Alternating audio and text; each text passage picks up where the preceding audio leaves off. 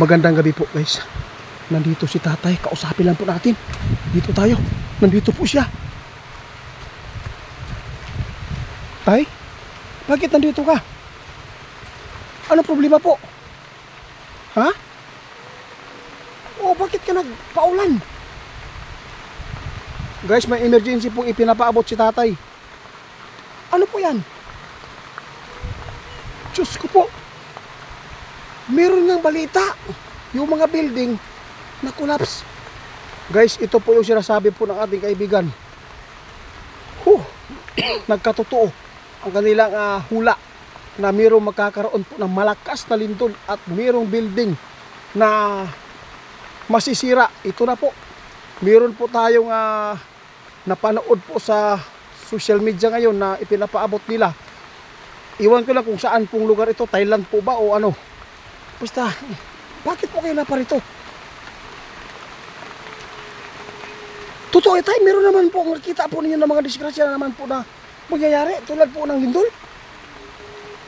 Hindi po natin alam guys kung ilang patay po ba yung nangyari po doon sa pag-collapse ng building na malaki doon sa Thailand karon na ay babala si kaibigan karon guys dahil po kapag mayroon pong lindol na nabubuo, ito po yung sinasabi po nila ipinapaabot doon ni tatay.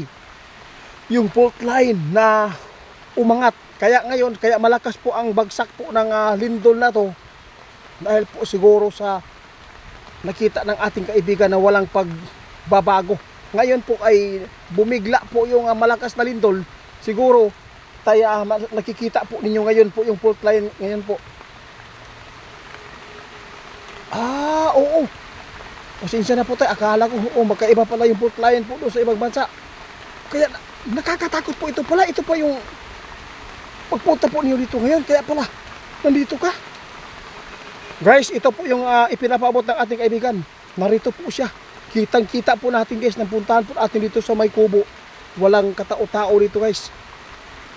Ibig sabihin nito, makapangyarihan ang mga duwende na hindi po natin nakikita kahit sa kamera. No? Kaya ngayon guys, mayroon pong nakakatakot na ipinapaabot na emergency ni kaibigan po sa atin tungkol po sa nangyari po doon sa collapse ng mga building po doon sa Thailand na pinakamalakas po yung lindol, aabot po ng 7.7 po. Natatakot ang ating kaibigan, baka po matulad ang Pilipinas. Tay? Wala pa rin pagbabago yung fault line dito sa atin? Alam po, tama po yan. Guys, nakakatakot. Walang pagbabago ang fault line. Kaya nandito si kaibigan para ipapaabot po nila ang emergency na papaabot. Kasi po kapag mayroon pong mga lindol ay maghawa-hawa po yan. Mag-ingat po tayo ngayon guys sa lahat po ng mga makapanood sa ating video. Huwag po kayong magtagal doon sa mga laking gusali sa mall Ayaw gid mo pagdukay gawas mo diretso kung naamoy paliton. Kaya si kaibigan nagsing-ulan jud diri guys karon para lang maipaabot ang magandang paalala para sa lahat po ng mga Pilipino na makapanood sa ating video. Paki-share po ito guys dahil po nakakatakot ito. Di ba sinabi po ng ating kaibigan noon na kapag mayroon po mga kalamidad tulad po ng lindol ay maghawa-hawa. Nakita ng ating kaibigan ang Pilipinas po ngayon ay wala pong pagbabago ang fault line na nakita po nila. Sobrang taas pa rin yung isang piece. Kaya dapat po mag-ingat kayo kasi mayroon po nangyaring pagyanig po doon sa basta kung saan po yung lugar na yan kasi hindi po ako nakapanood pa guys kaya nakakatakot po ito.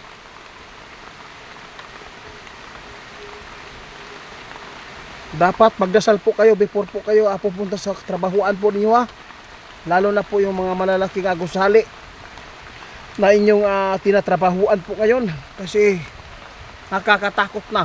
Kitang kita daw nila ang mga pangyayaring nagaganap po doon sa tinatamaan po ng lindol na aabot po ng 7.7. Ito po guys ipinapaabot na po ito ng ating kaibigan noon na mayroon pong malakas po na lindol na magkakaroon po sa ibang bansa. Ngayon, natakot si kaibigan baka po ang Pilipinas baka po ay mahawaan kasi po maghawa-hawa tulad po ng eroplano, di ba?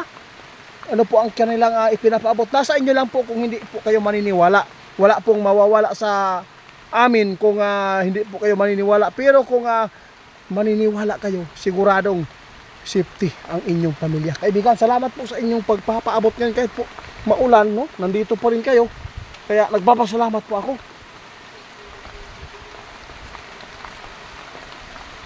Yun po ang napakaganda po ng mga kaibigan guys na duwindi.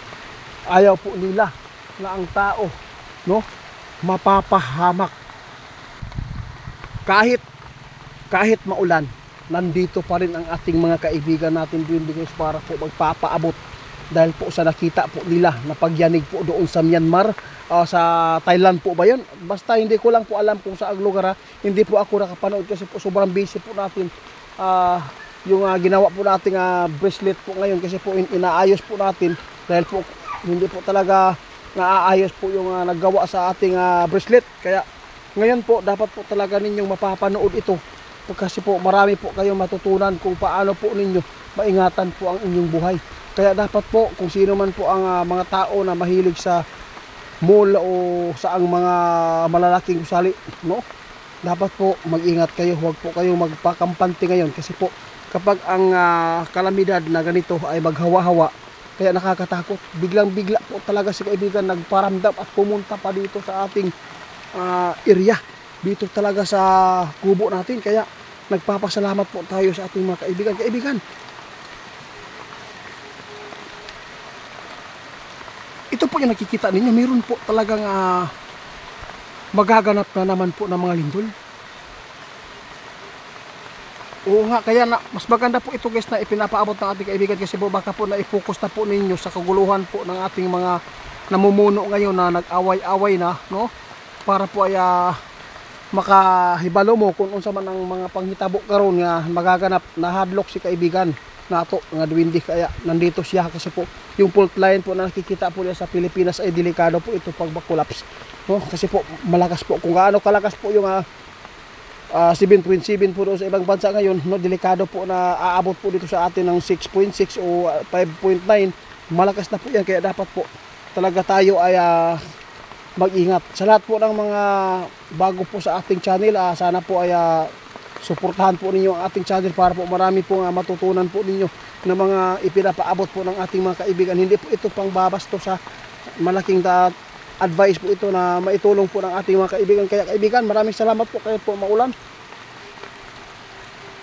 Oo, salamat po, salamat yun. Kaya ako, nagpasalamat kayo ko. Oo, kasi kung wala ka, hindi ko ito maipaabot po ng tunay. Kasi lahat po ng mga prediction o hula ng ating kaibigan guys, nangyayari na, ha. Aeroplano, sunog, tapos si Tatay Digong makakalabas po daw, pawalan po ng visa ang kanyang kaso. Hanggang ngayon guys, lahat nagkatotoo. Abangan po natin yung pagbabalik ni Tatay Digong. Kaya kaibigan, salamat po, ha. Meron lang po akong ibibigay sa iyo kaibigan, ha.